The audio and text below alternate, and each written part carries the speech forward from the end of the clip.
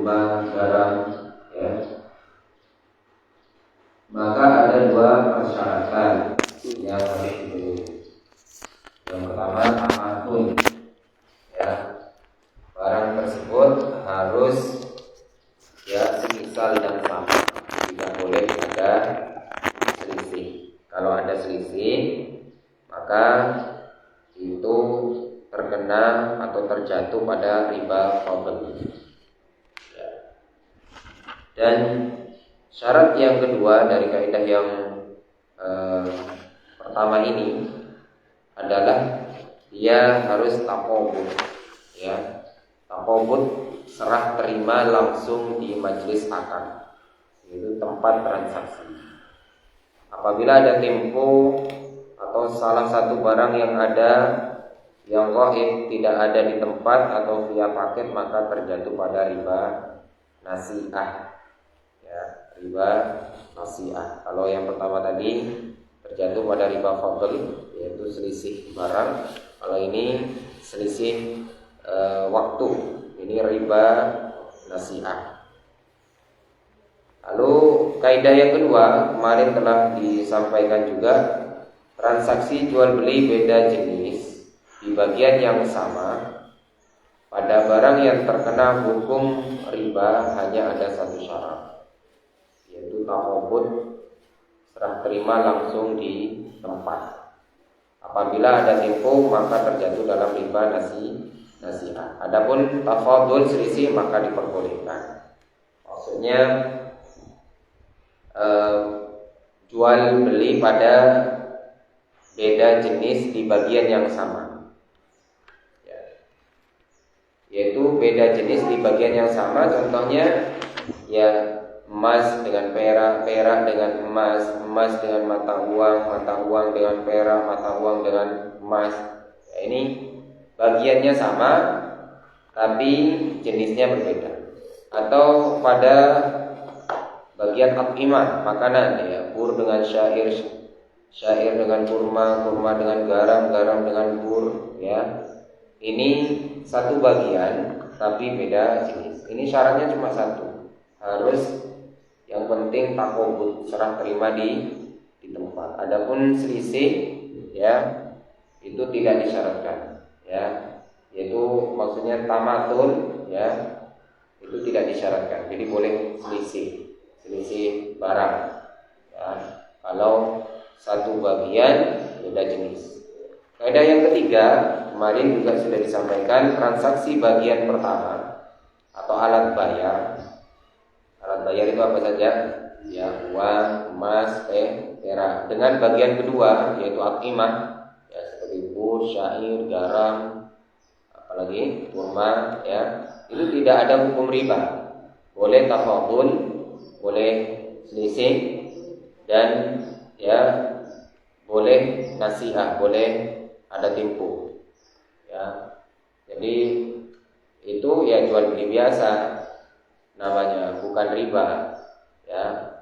Umpamanya emas ditukar dengan kurma, ya, perak ditukar dengan garam, itu tidak ada tidak ada unsur ribanya. Jadi boleh selisih, ya, dan boleh ada jatuh tempo, ya, boleh tempo, boleh yaitu ada jeda waktu. Barakallahu fikum. Itu kaidah-kaidah yang telah kami sampaikan pada pertemuan sebelumnya. Adapun insyaallah pada kesempatan, ya, pagi hari ini saya akan tambahkan dari buku lain, ya, berkenaan dengan kaidah riba. Ya, di antara kaidah riba, ya, saya tambahkan dari buku, ya, Ada Apa Dengan Riba oleh Ustaz Ami Mubadi. Di antara kaidah yang beliau cantumkan di dalam bukunya adalah ar-riba la yajuzu qaliluhu wala kathiruhu. Riba itu tidak boleh qaliluhu sedikitnya, wala kathiruhu, dan ya banyaknya. Maksudnya apa? Riba itu tidak diperbolehkan sedikit maupun banyak. Mau sedikit mau banyak sama-sama tidak boleh. Ya. Riba itu ya bukan hanya ketika banyak saja dilarang, sedikit pun juga dilarang. Riba itu bukan hanya ketika banyak saja haram, lalu kalau sedikit tidak haram. Salah. Jadi riba itu kaidahnya ar-riba la yajuzu qaliluhu wala kathiruhu. Riba itu tidak diperbolehkan sedikit maupun banyak. Ya. Keterangan kaidah ini disampaikan oleh Ibnu Abdul Bar dalam kitabnya At-Tamhid Syarah Al-Muwatta. Ibnu Qudamah mengatakan ma jarra riba fi katsirihi jara fi qalilihi. Semua yang berlaku riba dalam jumlah besar juga berlaku riba dalam jumlah kecil. Al-Mughni yang ke-4 halaman 139. Nah, jadi riba itu ketika berlaku pada jumlah yang besar juga berlaku pada jumlah yang kecil. Kaidah ini semakna dengan pernyataan Ka'ab Al-Ahbar. Beliau mengatakan la'an azniya 33 zainatan ahabbu ilayya min an akula dirhaman riban ya'lamu Allahu anni akaltuhu hina akaltuhu riban. Sungguh aku berzina 33 kali lebih aku pilih daripada aku makan 1 dirham riba, dan Allah tahu aku sengaja memakannya. Hadis riwayat Ahmad dan Ad-Darqutni. Kata ya Ka'ab Al-Ahbar, ya, sebagaimana di dalam ya riwayat Ahmad dan Ad-Darqutni, la'an azniya 33 zainatan, dan seterusnya. Sungguh aku berzina 33 kali lebih aku pilih daripada aku makan 1 dirham riba, dan Allah tahu aku sengaja memakannya. Ini menunjukkan besarnya ya bahaya atau larangan, ancaman dari riba. Ya, meskipun 1 dirham riba, ya, 1 dirham riba ini mungkin oleh sebagian orang ya dan oleh banyak kalangan dianggap satu yang sedikit, tapi yang menjadi masalah bukan 1 dirhamnya tapi ribanya. Dan riba ini dilarang oleh Allah Subhanahu wa taala, dan dia lakukan secara sengaja. Allah Subhanahu wa taala mengetahui, ya. Maka dosanya ya itu lebih besar daripada dosa zina, ya, sehingga sampai ada riwayat ini yaitu la an azniya 33 zainatan dan seterusnya. Sungguh aku berzina 33 kali lebih aku pilih daripada aku makan 1 dirham riba. Nah, meskipun dari hadis ini bukan menjadi pembolehan terhadap zina, hanya menjelaskan dari keterangan ini bahwasannya dosa riba itu lebih besar daripada zina. Riba dan gharar itu artinya ketidakjelasan, keduanya sama-sama dilarang.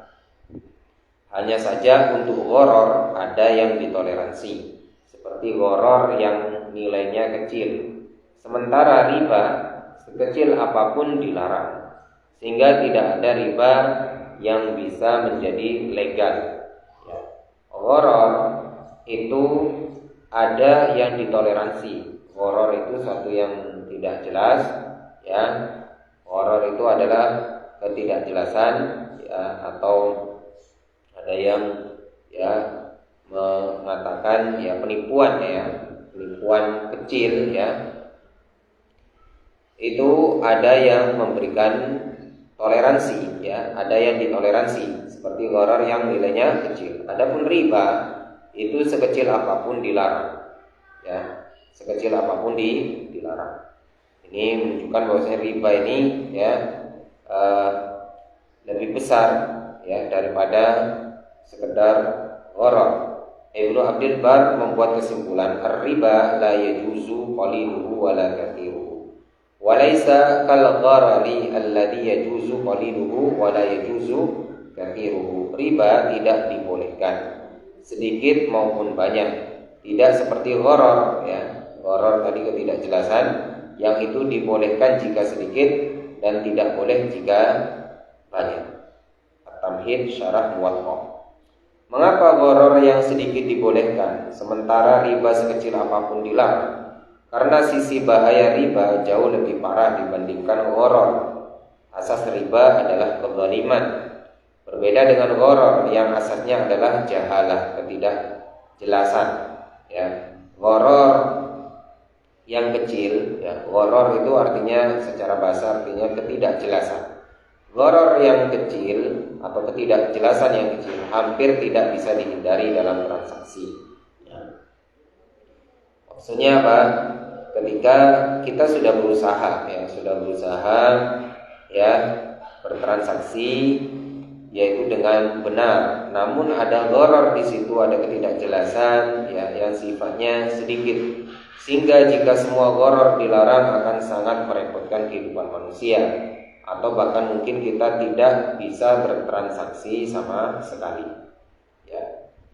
Kalau gharar itu ya sekecil apapun dilarang, maka hampir ya tidak ada transaksi kita kecuali pasti ada gharar di situ. Ya. Sebagai ilustrasi, orang beli HP, dia tidak akan pernah tahu detail setiap komponennya sehingga isi dalam HP. Ya. Dengan jual apapun, jual barang apapun, tak mungkin sedetail-detailnya, ya, tak mungkin sedetail-detailnya. Kita tetap menjelaskan pada ya keumuman, pada zahir, pada yaitu bagian-bagian yang nampak. Adapun detailnya itu kita tidak menjelaskan. Dan ini bukan gharar besar, ya, bukan gharar besar yang dilarang. Jadi ini adalah gharar kecil yang ditoleransi, yang dima'fu, yang diberi uzur. Dan model gharar semacam ini tidak bisa kita pisahkan dalam setiap transaksi. Ya. Mau beli apa saja kita, ya pasti ada ghararnya. Kalau pengen detail, itu pasti ada gharar kecilnya. Sehingga jika ini dilarang justru akan sangat merepotkan manusia. Ya, bayangkan kalau setiap beli kita harus tahu detail-detailnya, ya tidak akan berjalan transaksi tersebut, ya tidak akan berjalan transaksi tersebut. Atau bahkan mereka tidak bisa bertransaksi apapun, ya. Kalau kaidah seperti ini diterapkan, maksudnya apa? Kaidah gharar kecil itu dilarang diterapkan, ya maka hampir bisa dipastikan tidak akan ada transaksi jual beli di muka bumi ini. Dan ini bertentangan dengan hukum asal yang ditetapkan dalam syariat, bahwa hukum asal jual beli adalah mubah. Berbeda dengan riba, orang bisa menghindarkannya dalam semua transaksi, dan itu juga tidak dibutuhkan, sehingga orang yang diharuskan menghindarinya secara total. Syekhul Islam mengatakan, wa mafsadatul gharari aqallu min walidzalika rakhasa fi ma tad'ul hajata ilaihi minhu wa fa inna tahrimahu ashaddu dararan min darari kaunihi ghararan. Mafsadah gharar, ya mafsadah gharar atau tidak jelasan tadi lebih ringan daripada riba. Karena itu dibolehkan untuk gharar karena menjadi kebutuhan umum. Karena jika gharar ini diharamkan seluruhnya, ya, akan lebih membahayakan bagi kehidupan daripada bahaya keberadaan gharar dalam transaksi. Jadi malah kalau gharar kecil itu dilarang, diharamkan, maka mudorotnya malah lebih besar. Ya. Padahal Islam itu ya sangat menghindari, menjauhkan, ya, atau menjauhi dari satu yang memudorotkan, ya, satu yang memudorotkan. Dan ketika ya orang kecil ini diterapkan sebagai suatu keharaman, diterapkan di kehidupan masyarakat, maka ini bahayanya malah lebih besar. Bahayanya akan lebih besar daripada manfaatnya. Nah, penerapan kaidah suku bunga kecil. Jadi penerapan kaidah dari kaidah yang disampaikan tadi, yaitu ar-riba la yajuzu qaliluhu wa la kathiruhu. Riba itu tidak boleh sedikit maupun banyak. Penerapan kaidahnya. 1. Suku bunga kecil seperti KWR hanya 9% setahun, berarti 0,75% per bulan. Sekalipun kecil tidak bisa menjadi alasan bahwa itu dibenarkan, karena riba sekecil apapun dilarang. Jadi tidak apa-apa beli umpamanya barang itu atau tanah itu. Kenapa? Bunganya kecil. Alasannya apa? Bunganya kecil. Ini salah. Ya, bukan masalah kecil besarnya, tapi apa? Ribanya itu. Karena kaidah ya mengatakan ar-riba la yajuzu qaliluhu wa la kathiruhu. Riba itu tidak diperbolehkan sedikit maupun banyak. Ya. Nabung di sana. Ribanya sedikit. Nah, ini salah.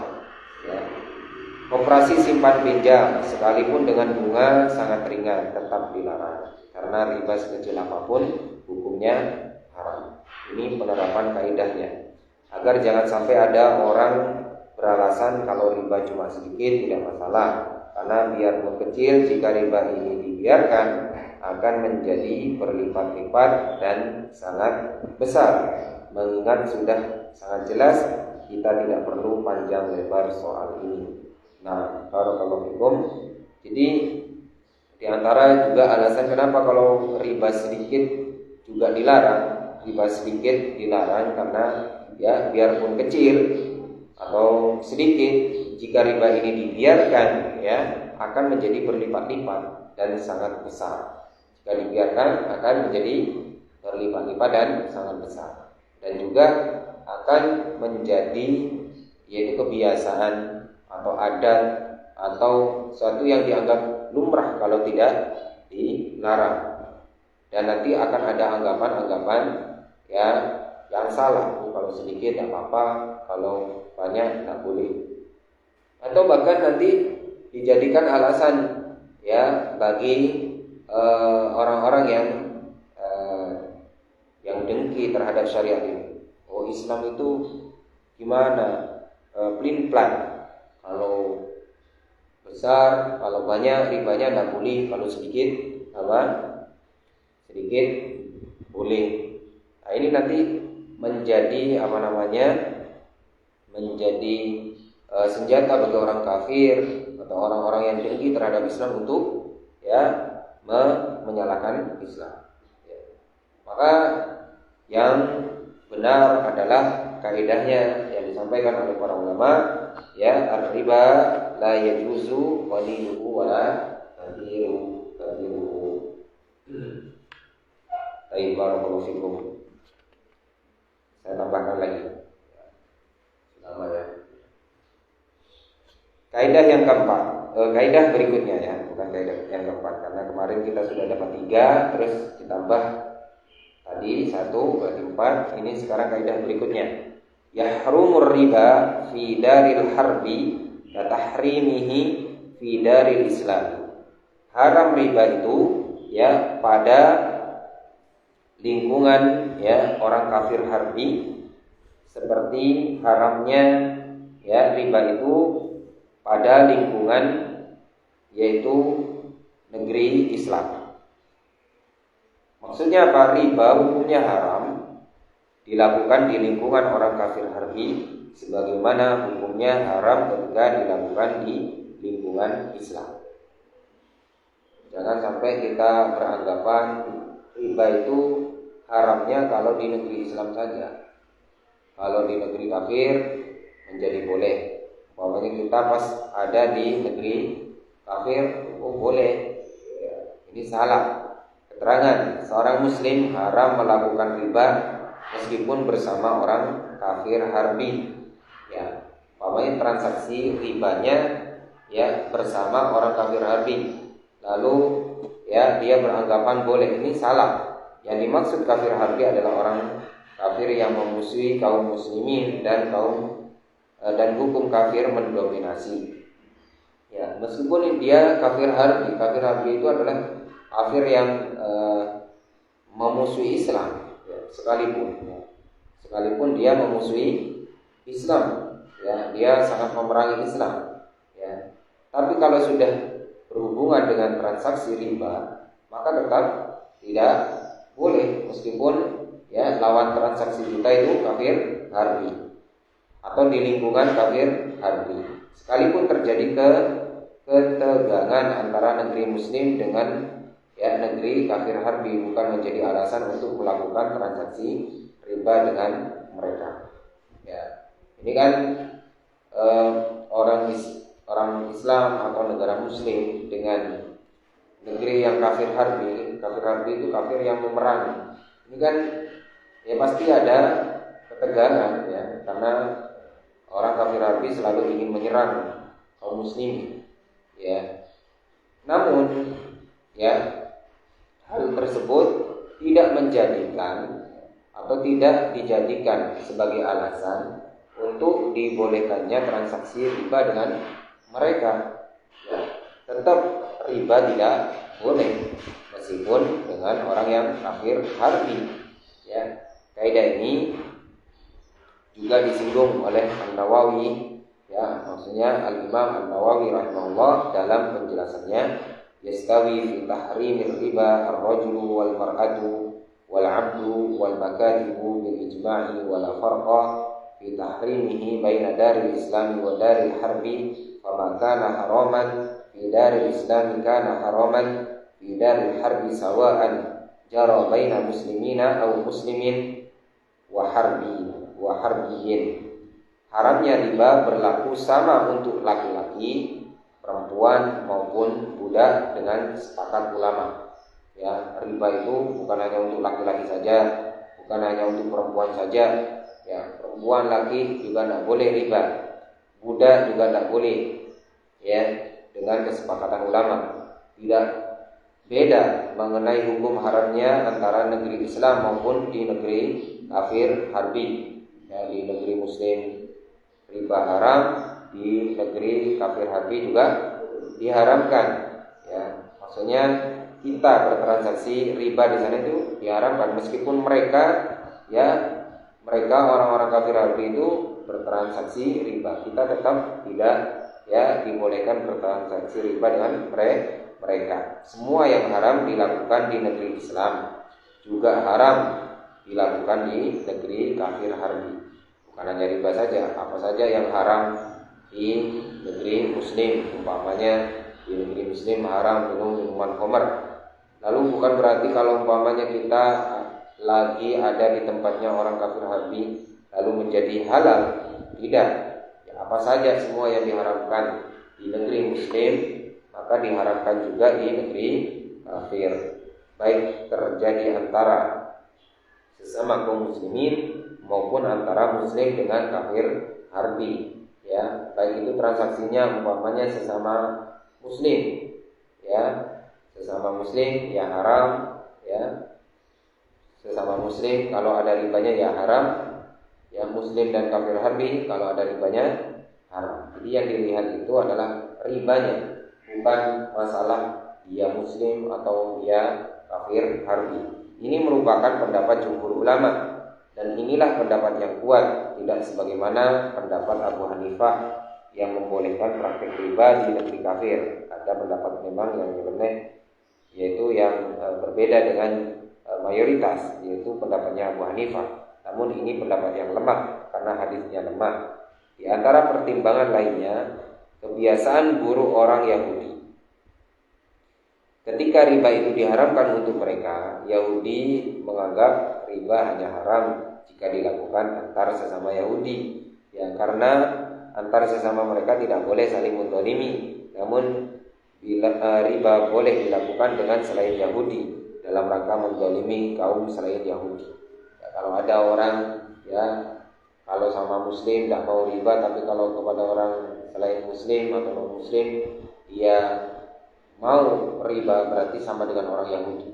Karena orang Yahudi itu dia menganggap kalau sesama Yahudi tidak boleh riba, tapi kalau kepada selain Yahudi dia menganggap boleh riba.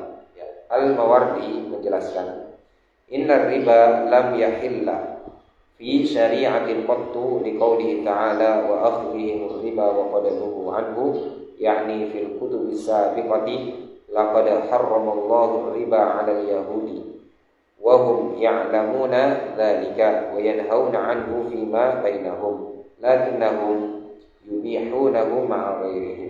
Riba tidak pernah dihalalkan dalam syariat manapun, syariat Islam, syariatnya Nabi Musa, syariatnya Nabi Isa, syariatnya Nabi Daud, syariatnya semua para nabi dan rasul, itu tidak ada yang pernah menghalalkan riba. Berdasarkan firman Allah, mereka makan riba padahal sudah dilarang, yaitu orang Yahudi, Nasrani itu dilarang riba, tapi mereka masih makan harta riba. Artinya diharamkan dalam kitab-kitab sebelumnya, bukan hanya di Al-Quran saja, di Injil, Taurat, di semua kitab samawi itu diharamkan riba. Allah telah haramkan riba kepada orang-orang Yahudi dan mereka tahu itu. Mereka melarang untuk dilakukan antar sesama Yahudi, namun mereka membolehkannya jika bertransaksi dengan yang lainnya. Ini adalah siasat yang buruk atau istilahnya pengelabuhan yang buruk dari orang Yahudi.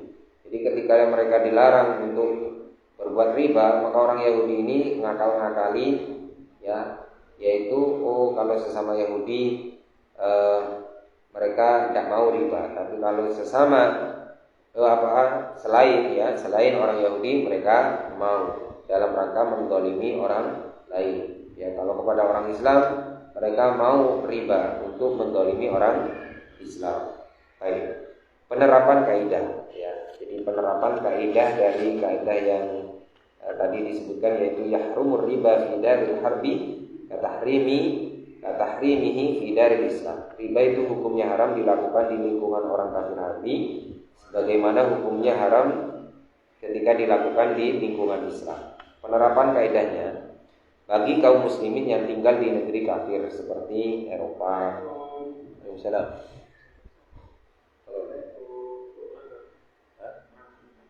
Ini dikasih. Baik. Bagi kaum muslimin yang tinggal di negeri kafir seperti Eropa atau USA, mereka bertanggung jawab untuk menghindari riba sebisa mungkin. Keberadaan mereka di negeri kafir bukan alasan pembenar untuk melakukan transaksi riba. Pokoknya kita tinggal di Eropa, umpamanya kita tinggal di Amerika, maka bukan berarti kalau kita tinggal di sana lalu riba menjadi boleh, karena di sana umpamanya menggunakan transaksi riba.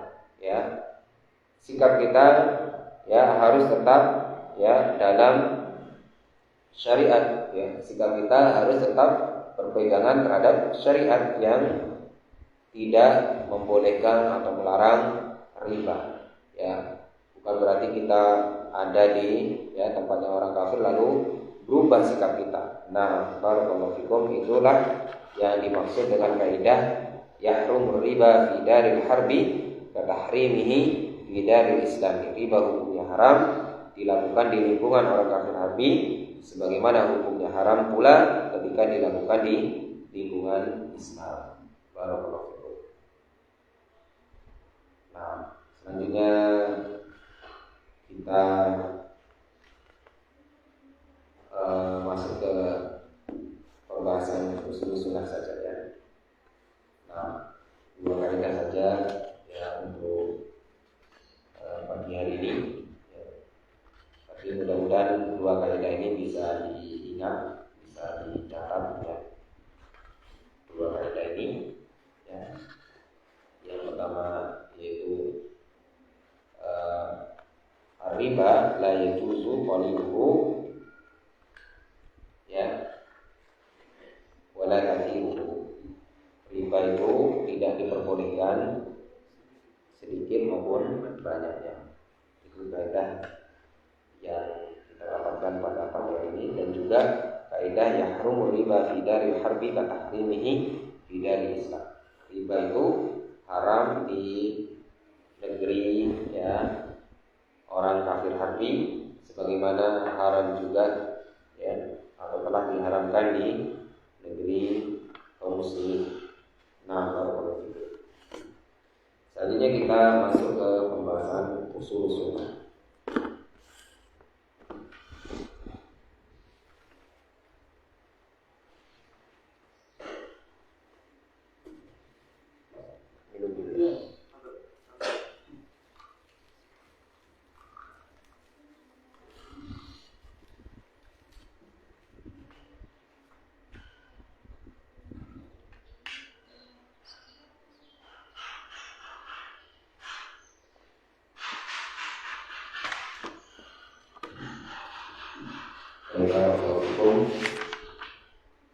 Sampai pada kaidah yang berapa? Kemarin kaidah yang 35. Ya. Nah, 35 ya. Memerangi orang yang berebut harta. Dan kita khususnya al-khawarijnya. Ya. Nah, barakallahu fikum. Kita akan lanjutkan pada pembahasan kitab usul sunnah, pokok-pokok as-sunnah atau landasan-landasan as-sunnah. Kita ini membahas tentang akidah al-sunnah wal jamaah yang disusun oleh al-Imam Ahmad bin Hanbal rahimahullah. Barakallahu fikum. Kemarin kita telah membahas tentang kaidah ya al-sunnah atau usul al-sunnah yang ke-35. Maka pada kesempatan pagi hari ini kita akan lanjutkan pada usul yang ke-36. Usul yang ke-36 atau landasan kaidah pokok al-sunnah yang ke-30. Bismillahirrahmanirrahim. Qala al-mu'allif rahimahullah, berkata al-Imam Ahmad bin Hanbal rahimahullah, wala nashhadu ala ahadin min ahli al-qiblati bi'amalin ya'maluhu bi jannatin wala narin narju لصالحين ونخاف عليه ونخاف على المسيء المذنب ونرجو له رحمة الله. Barakallahu fikum. Kaidah yang ke-36 atau usul yang ke-36. Wala nashhadu, dan tidaklah kami bersaksi. Wala nashhadu, dan tidaklah kami bersaksi ala atas ahadin seorang pun min ahlil kiblati, dari ahlul kiblat, min ahlil kiblati, dari ahlul kiblat. Ahlul kiblat ini adalah kaum muslimin. Bi'amalin, dengan suatu amalan. Bi'amalin, dengan suatu amalan. Ya'maluhu, yang dia amalkan. Ya'maluhu, yang dia amalkan. bijannatin, dengan masuk surga, wala narin, dan tidak pula neraka. Wala narin, dan tidak pula neraka. Maksudnya apa? Kita Ahlus Sunnah wal Jamaah itu tidak pernah atau tidak bersaksi atas seorang pun dari kalangan ahlul kiblah, dari kalangan ahlul kiblah, yaitu kaum muslimin, semua orang Islam. Kita tidak bersaksi ya'malu, dengan amalan yang dia kerjakannya, bijannatin wala narin, apakah dia masuk ke dalam surga, wala narin, dan tidak pula masuk ke dalam neraka. Maksudnya apa? Kita tidak pernah atau tidak boleh memastikan. Tidak boleh kita memastikan fulan, ini kaum muslimin ini cerita orang Islam. Ahlul kiblah itu adalah kaum muslimin. Kaum muslimin itu adalah ahlul kiblah. Semua yang bersyahadat asyhadu an la ilaha illallah wa asyhadu anna Muhammadar Rasulullah, dan dia salat menghadap kiblat, menghadap kiblat kaum muslimin, yaitu Ka'bah, salat, itu dianggap ahlul kiblah, dan dia adalah kaum muslimin, orang Islam, saudara kita. Kita tidak bisa memastikan, ingat, tidak bisa memastikan kepada seorang pun dari orang Islam dengan amalan yang dilakukannya. Umpamanya orang Islam tersebut atau saudara kita tersebut beramal dengan satu amalan, lalu kita memastikan dia masuk surga atau kita memastikan dia masuk neraka. Ini tidak dibenarkan, ini tidak dibolehkan. Ini bukan yaitu usul Ahlus Sunnah wal Jamaah. Usul Ahlus Sunnah wal Jamaah tidak memastikan, tidak memastikan kepada seorang pun, kepada seorang pun dari kaum muslimin, fulan atau si A, si B, si C, fulan atau Alan ini masuk surga, fulan ini masuk neraka.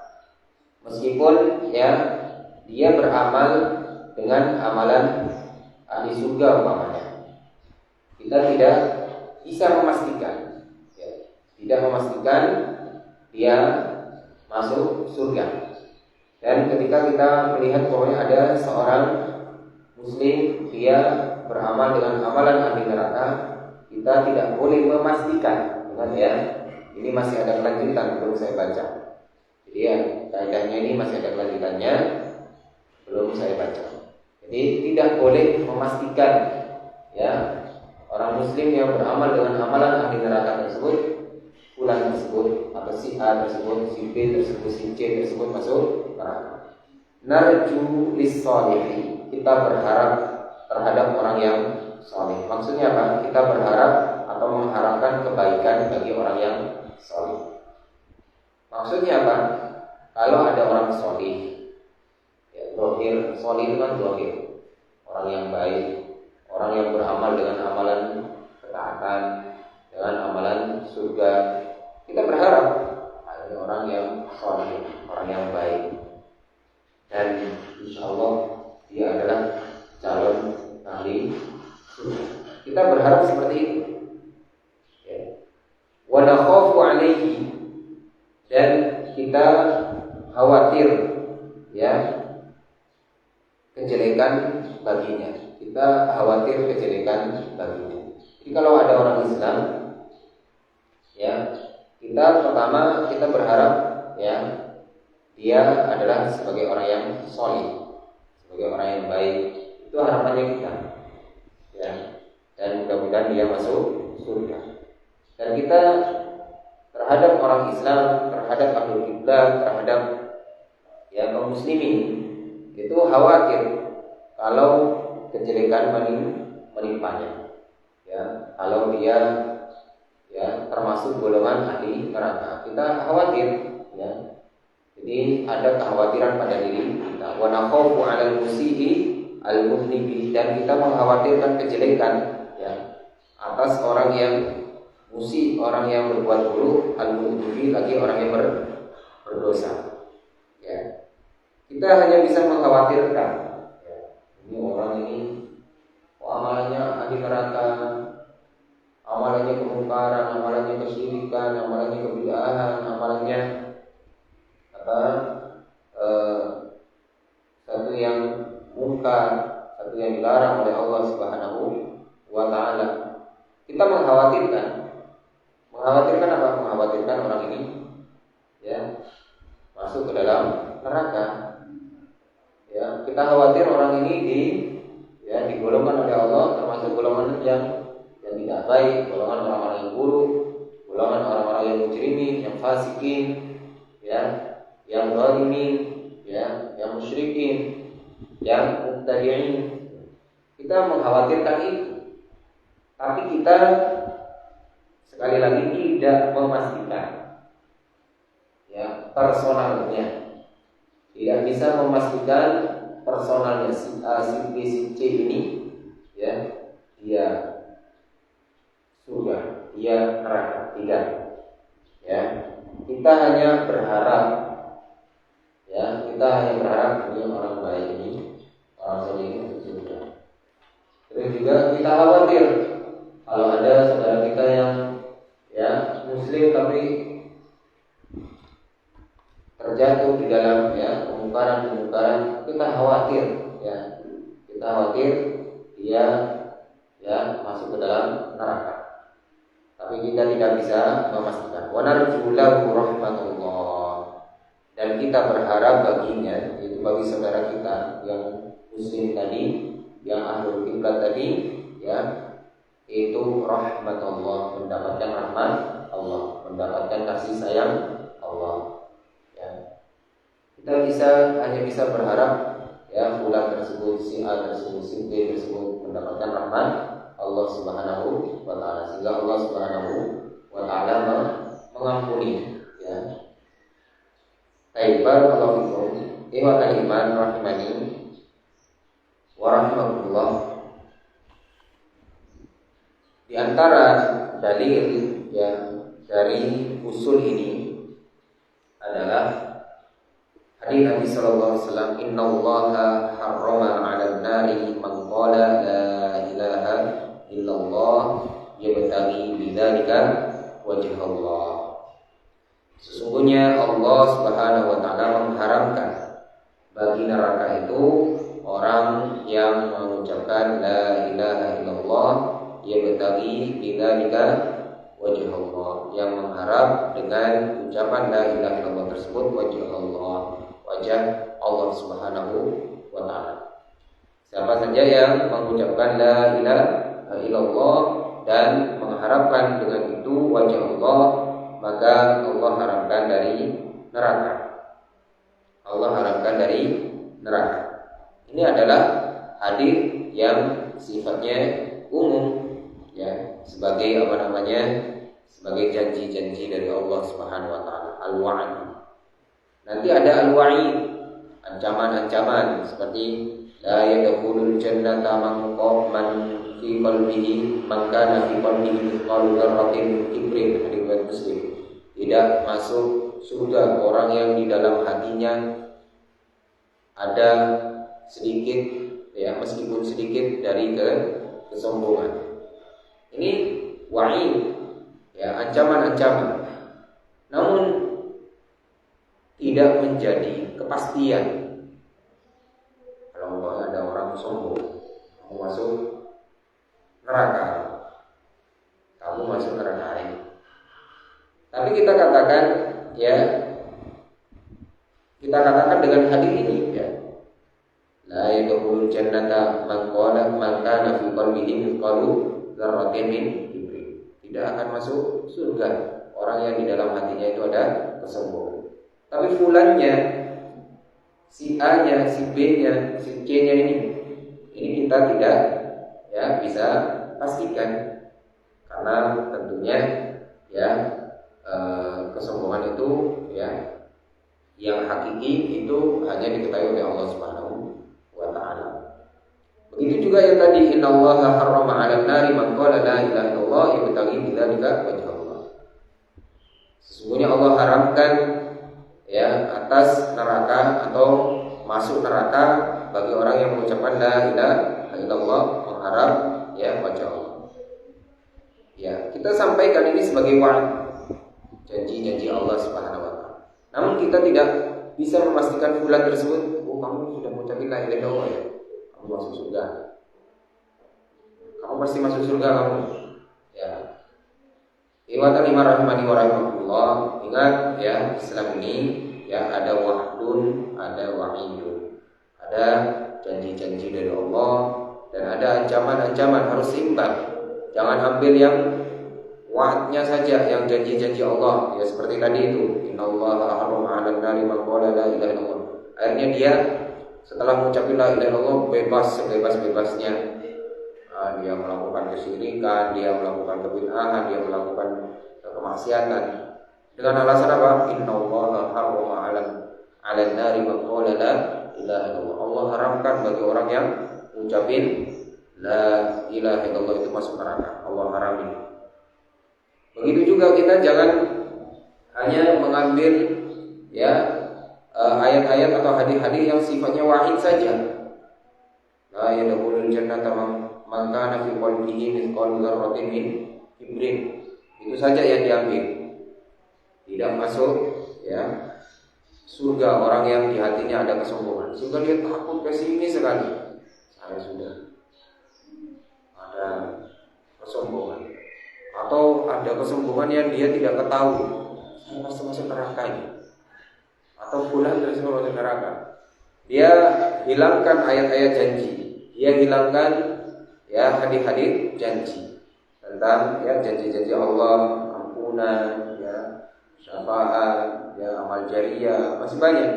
Di antara juga hadis riwayat Bukhari, la yadkhulul jannata qattatun au namamun. Tidak masuk surga orang yang suka mencela dan suka namimah, madu domba. Hadis riwayat Bukhari. Ini adalah hadis wa'id, ya ancaman, bukan hadis yang sifatnya menjustis perorangan. Ada orang mencela, kamu akan mungkin masuk surga, kamu pasti masuk neraka, tak boleh. Atau ada orang ya dia suka mengadu domba nama, lalu kita pastikan kamu pasti masuk neraka.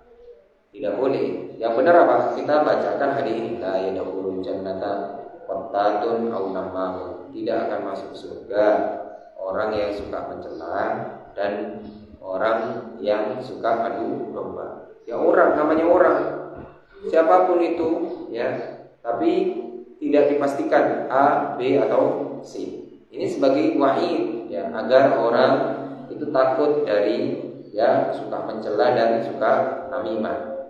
Ya. Adapun ya orang tersebut asal dia ahlul kiblah, ya, masih ada harapan-harapan lainnya, dia masih ada kesempatan bertobat kepada Allah, dia masih ada kesempatan ya beristighfar kepada Allah, dia nanti ada kesempatan mendapatkan syafaat, ada jariyah, ada dari anaknya, ya, dan lain sebagainya. Selama dia ahlul kiblat dan selama dosanya itu bukan kesyirikan, ya, bukan kesyirikan. Ya. Kalau kesyirikan tidak diampuni oleh Allah Subhanahu wa taala. Kalau belum taubat, dia berbuat syirik, meninggal belum sempat taubat, maka tidak diampuni oleh Allah Subhanahu wa taala. Ya. Namun kadarnya seperti apa dan dia apakah masuk neraka atau masuk surga, Allah yang mengetahui. Allahu a'lam, Allah yang mengetahui. Karena dia ya awalnya atau asasnya adalah ahlul kiblah, namun dia terjatuh dalam kesyirikan umpamanya, maka kita katakan sebagaimana ya dikatakan oleh Allah Subhanahu wa taala, ya sebagaimana dikatakan oleh Allah Subhanahu wa taala, "In asyrakta la yahbatanna amaluka."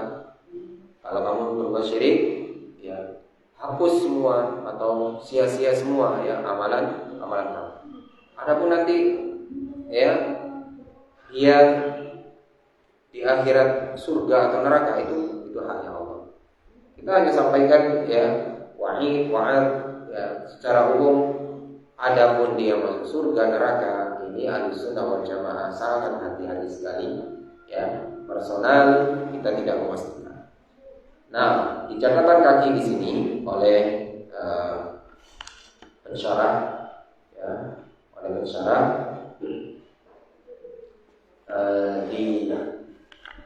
oleh Syekh Muhammad Abdul Abbasi. Beliau memberikan pengecualian, illa man syahida lahul kitab aw sunnah bil jannati wan nar. Kecuali ya yang benar-benar disaksikan atau dipersaksikan, ada kesaksiannya di dalam Alkitab maupun As-Sunnah, ya apakah dia masuk surga ataukah masuk neraka. Ada memang di Al-Quran dan di As-Sunnah atau hadis Nabi Sallallahu Alaihi Wasallam ya tentang persaksian, tentang dalil kepastian, ya fulan masuk surga. Ini baru kita pastikan. Yang nggak dipastikan oleh Al-Quran dan As-Sunnah kita tidak boleh memastikan. Ya. Kal asyarati al-mubasysyirina bil jannah. Seperti ada 10 ya sahabat Nabi yang diberikan kabar gembira masuk surga. Ini ya boleh kita pastikan seperti Abu Bakar, Umar, Utsman. Ini termasuk nama-nama dari 10 sahabat yang dipastikan. Pasti boleh kita pastikan. Bahkan sebaliknya kalau kita masih ragu, Abu Bakar masuk surga mana? Allah Allah. Nah, ini berarti sebaliknya kita salah. Karena dipastikan oleh hadis yang sahih, dipastikan oleh Rasulullah, lalu kita meragukan. Ya, ini tidak boleh. Ya. Jadi kaidah secara asal memang ahlul kiblah itu masuk surga atau neraka, personalnya kita tidak bisa memastikan. Tapi ada pengecualian. Kalau di dalam Al-Quran atau hadis ya sudah ditentukan, ya maka kita tentukan. Kalau di dalam Al-Quran dan hadis sudah dipastikan, kita pastikan. Ya seperti tadi contohnya ya, seperti itu 10 sahabat yang dijamin masuk surga. Nah, barakallahu fikum. Kalau orang kafir, ya, kalau orang kafir adalah dia atau mereka, ya orang-orang kafir itu sudah pasti masuk neraka. Orang kafir itu sudah pasti masuk neraka. Bahkan kalau ada orang yang meragukan orang kafir masuk neraka, maka dia dipertanyakan keimanannya dan dia telah keluar dari Ahlussunnah wal Jamaah. Makanya di sini diperjelas ahlul kiblah, ya. Tentang ketidakpastian yang personal masuk surga dan neraka itu bagi ahlul kiblah saja, bagi kaum muslimin, bagi orang Islam kita tidak boleh memastikan bulan itu masuk surga atau neraka. Kalau orang kafir ya kita memastikan sebagaimana ya telah dipastikan ya oleh Al-Quran.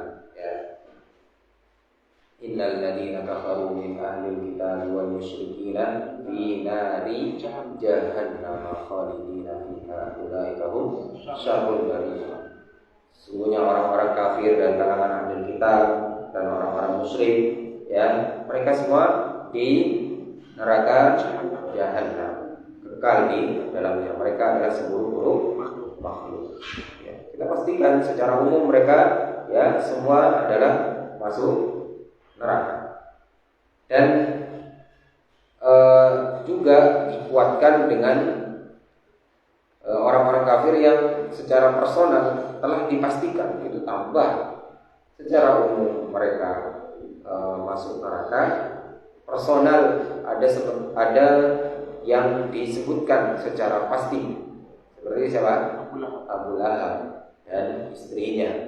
Ini sudah kafir, diperjelas lagi personalnya.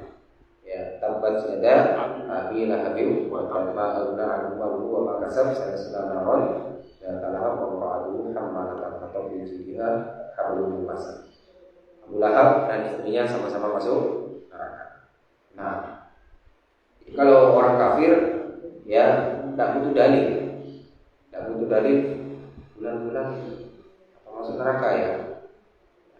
Jadi kalau orang kafir sudah pasti neraka. Adapun berkenaan dengan personal orang kafir diperjelas seperti Abu Lahab ini sebagai penegas. Dan kalau kita bahas tafsir, bisa membahas tafsir itu sebagai mukjizat dari Allah Subhanahu wa taala. Karena turunnya surah Al-Lahab itu sebelum kematian Abu Lahab. Ternyata betul sampai Abu Lahab meninggal itu Abu Lahab tidak mau masuk Islam. Seandainya Abu Lahab masuk Islam, batal itu surah Al-Lahab. Di Al-Quran dikatakan tabbat yada abi lahab wa tab. Ternyata Abu Lahabnya taubat.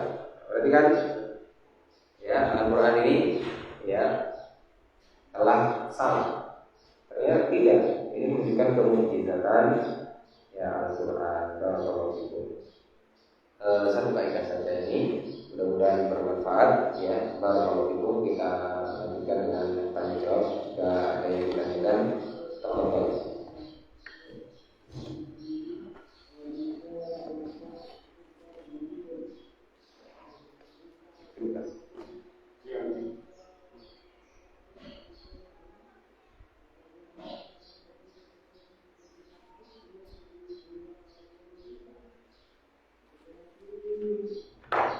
Silakan, mungkin ada yang tanyakan.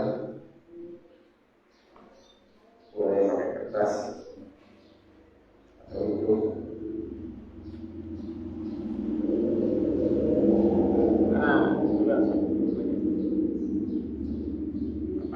Goror pada saat itu. Ya. Kalau katanya itu diharapkan, kalau yang sedikit itu dimaklumi. Bagaimana hukumnya jika ada seorang pedagang misalkan, sales biasanya sudah menawarkan barang produk. Sales ini kan ketika mempromokan barang kepada customer itu kan pasti mengatakan barang ini, produk ini bagus, ya, kualitasnya begini-begini. Kemudian si customer ini jadi membeli barang tersebut. Dan tidak berapa lama, tidak disebutkan keburukannya.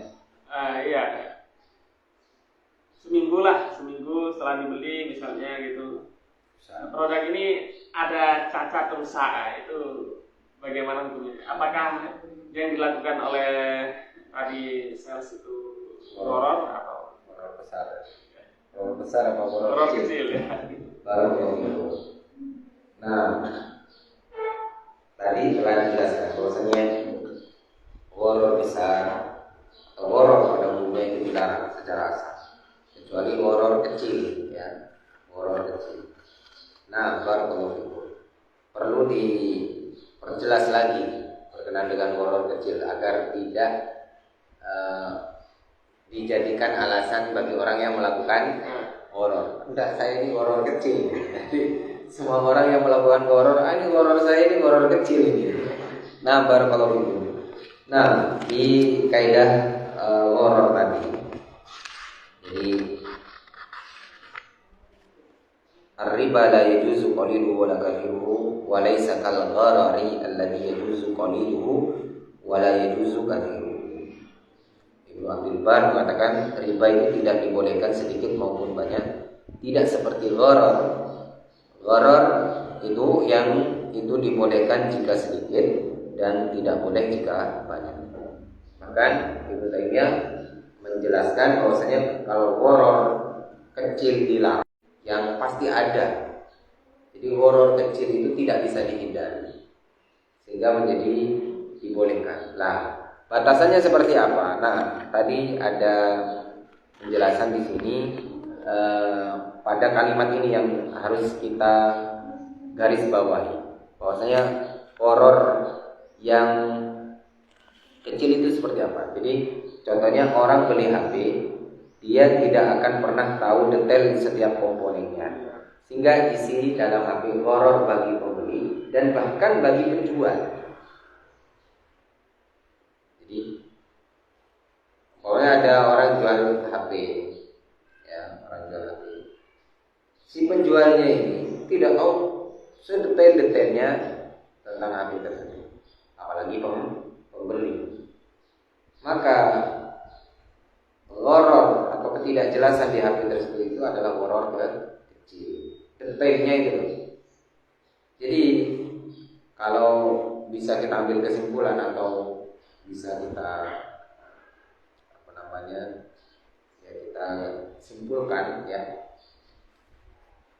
horor kecil itu adalah ketidakjelasan yang sama-sama tidak diketahui oleh kedua belah pihak, baik itu penjual maupun si pembeli.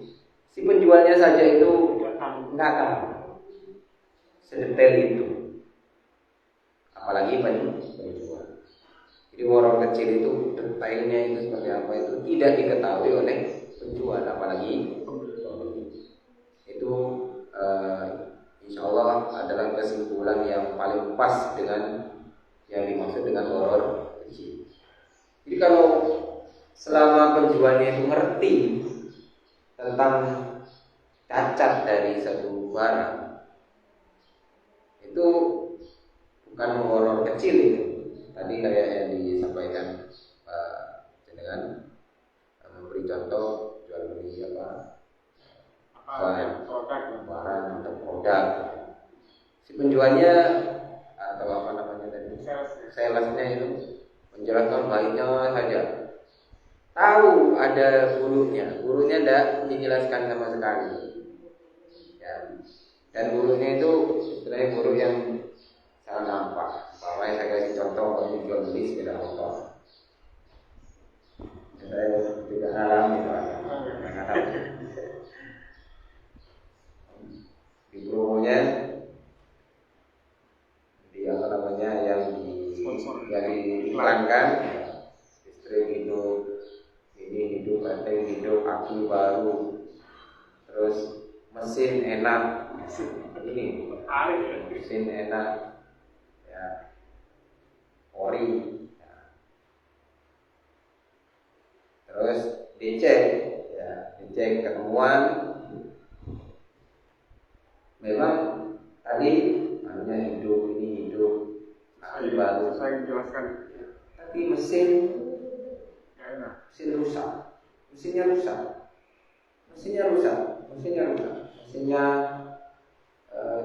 layaknya turun mesin. Meskipun dohirnya tidak, tapi mesin itu rusak. Setelah dibeli, ternyata ya di perjalanan belum sampai rumah itu sudah gerang-gerang rusak. Aslinya mesinnya itu rusak. Jadi enggak dibatalkan. Sudah terbeli, sudah transaksi, sudah bayar. Bayar dulu. Maka ini horor ya. Karena apa? Mesinnya enak gitu. Coba lihat mesinnya sedikit kasar, atau mesinnya sedikit bermasalah. Ini bermasalah total. Berbeda dengan penjelasannya mesinnya enak. Ya, ini mesinnya enak itu horor yang jelas. Jadi horor kecil yang ditoleransi itu adalah horor ketika si penjualnya pun juga minim pengetahuan tentang itu, tentang itu. Nah,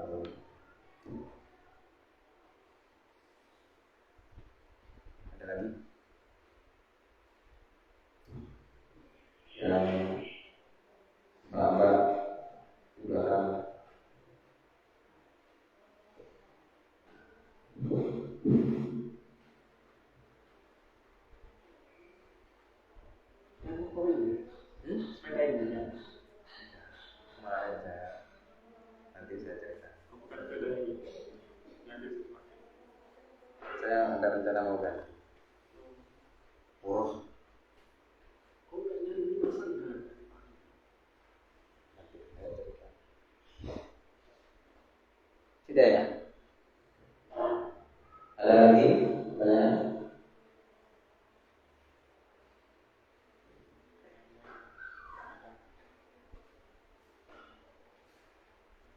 Baik, kalau tidak ada, mudah-mudahan bermanfaat apa yang kita bahas pada pagi hari ini. Dan kita berdoa kepada Allah, mudah-mudahan kita senantiasa diberikan istiqomah di dalam menuntut ilmu agama.